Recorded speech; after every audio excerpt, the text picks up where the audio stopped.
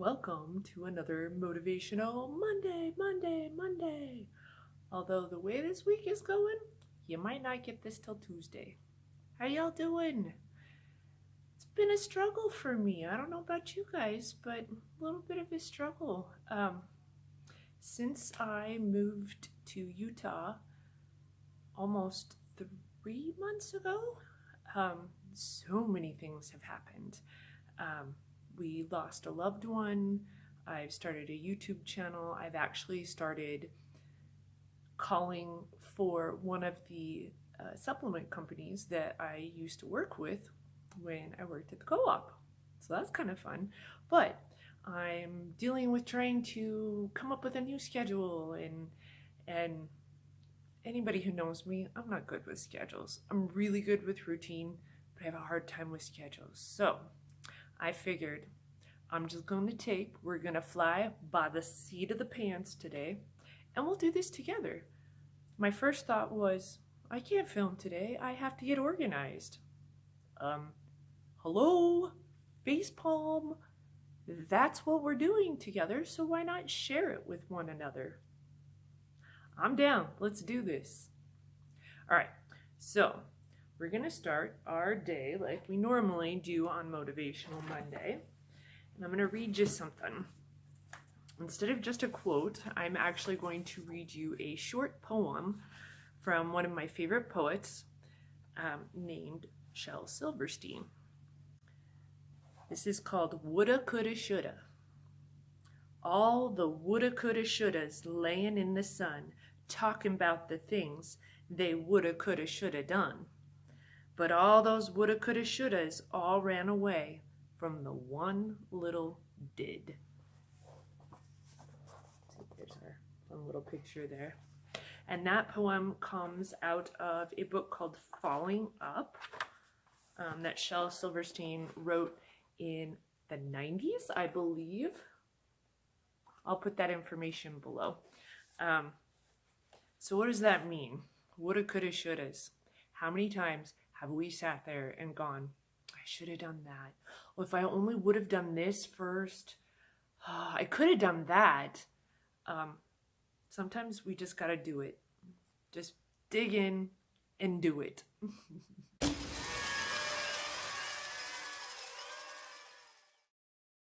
So let's talk for just a minute about Shel Silverstein.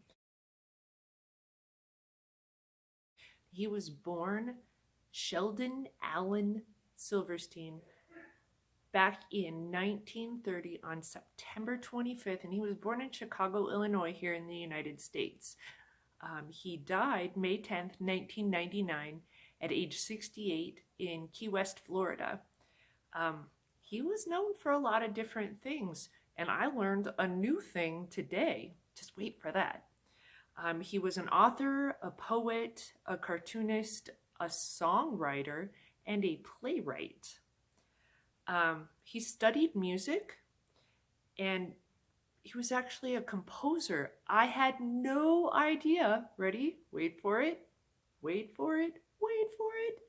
He wrote A Boy Named Sue that Johnny Cash and A Boy Named Sue. I had no idea he wrote that.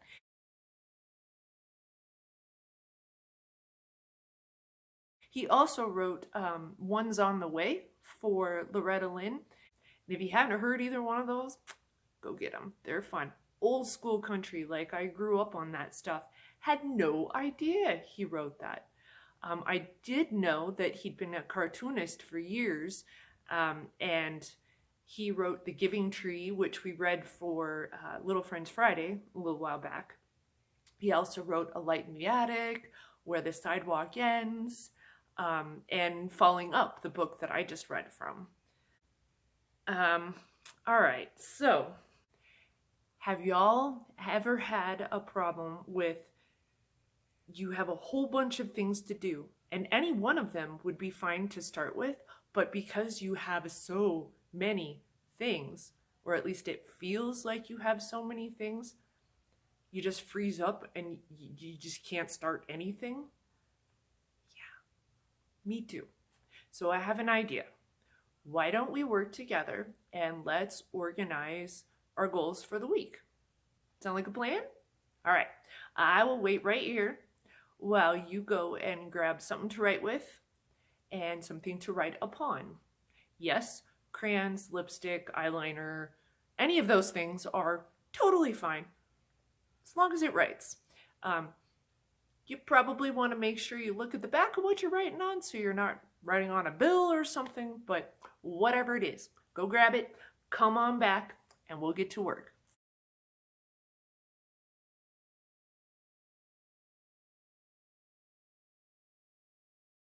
All right, you got them?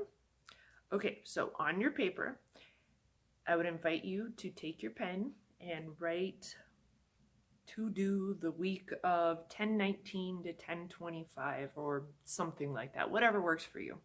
And then underneath that, I'd invite you to make 3 little columns. One is for the task. One of them is the estimated time you think it's going to take to complete it. And the third is a little place where you can put a check mark when you're done. Something like that. Okay. Now, set yourself a timer, and for the next 5 minutes, write down what you think you need to get done this week. And then we're going to plug in some estimated times that we think that it might take us, and obviously none of them are done yet, so there's that. But let's go ahead and do that, and then I'll meet you right back here in 5 minutes. On your mark? Get set, go!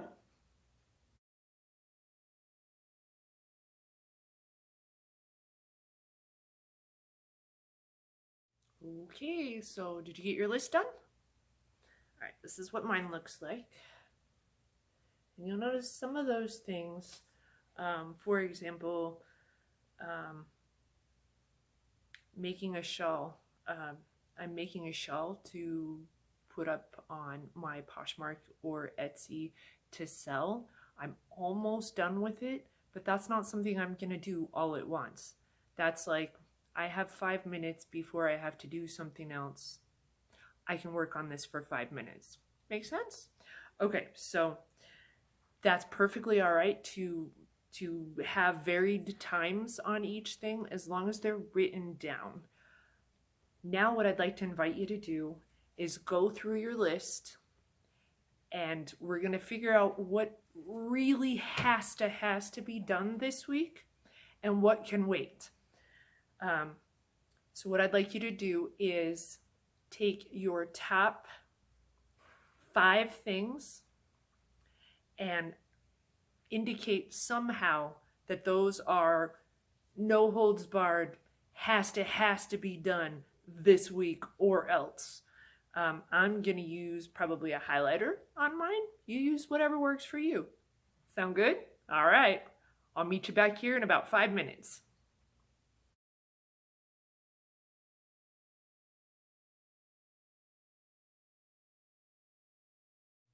Okay, did you get it all organized and prioritized? Here's what mine looks like. And you'll notice that there's a few more than 5.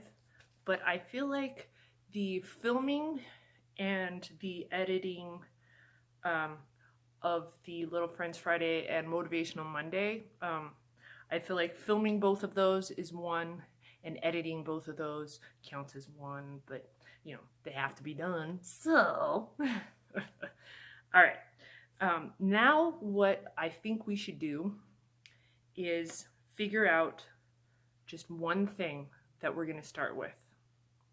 And I've kind of already done that while we've been filming. I'm washing my laundry. So there are some things on your list. Bear in mind, you might be able to do what's called dovetailing. Thank you for that, Aunt Dorothy.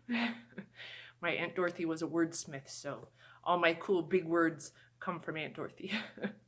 Dovetailing means to be doing more than one thing at once, efficiently. I'm doing laundry and I'm filming. Dovetailing, good stuff. All right, so pick your one thing you're going to start with, and then we will meet right back here in 2 minutes.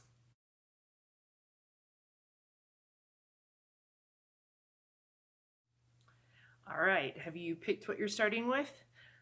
I kind of sort of maybe cheated on that one because I'm already doing what my first thing was, and that is filming. I chose to do my filming first.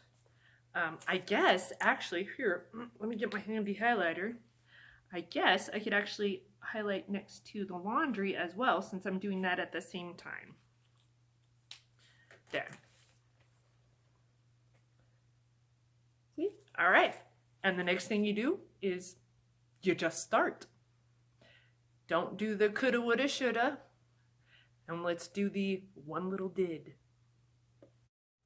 Okay, so it is now time for my favorite part. It is the Book of Awesome. All right, today we are going to read about the first scoop out of a jar of peanut butter. When I peel the top off a new jar of peanut butter, I like to pretend I'm a scientist, peering through the world's most powerful telescope, catching Earth's first glimpse of a new, strange, and distant planet. "It's got a smooth surface," I exclaimed to the lab of giddy professors, standing breathlessly beside me. "Yes, it's a beautiful, airless landscape, untouched, undisturbed, and brown." Because seriously, that's what a just open jar of peanut butter looks like to me. I almost feel bad thinking about what I'm about to do because it's just so perfect, smooth, and dense. But I put some bread in the toaster anyway, grab a spoon from the drawer, and then go right ahead and dig that spoon in there, deep, catching a heavy glob of thick PB when I pull up a loud, wet, satisfying schlop plopping out of the jar. It's a great feeling. After that, I'm an artist. I can leave a big gaping hole right in the middle of the jar. I can do it up fancy and twirl and swirl the PB around a little bit. Or I can painstakingly carve a moat around the outside, leaving a perfect flat island in the center that becomes more and more unstable with every passing day. The options are unlimited. Really, I think getting the first dig in a jar of peanut butter is the kitchen equivalent to stabbing a flag into the moon and claiming it as your own. I mean, you mark that peanut butter, you brand it. You add your little stamp and you put it back in the pantry, ready and waiting for the next big schlop. Awesome.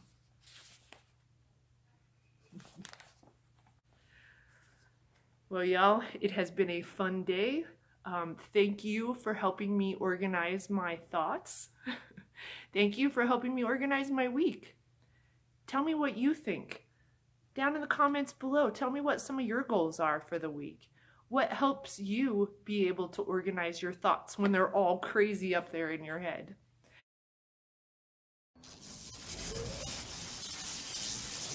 So if you've liked what you've seen here with me today, I'd invite you to click that like button and subscribe to my channel so that you don't miss any of the content that I put out during the week.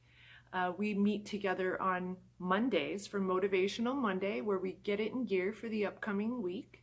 And we meet again on Fridays for Little Friends Friday, which is the home of story time with Granola Grandma.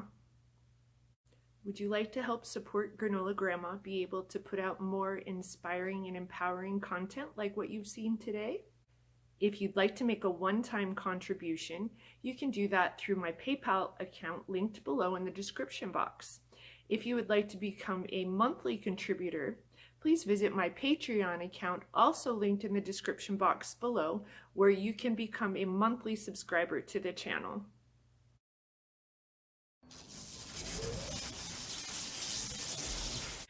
Until next week, just remember, you guys, I love you.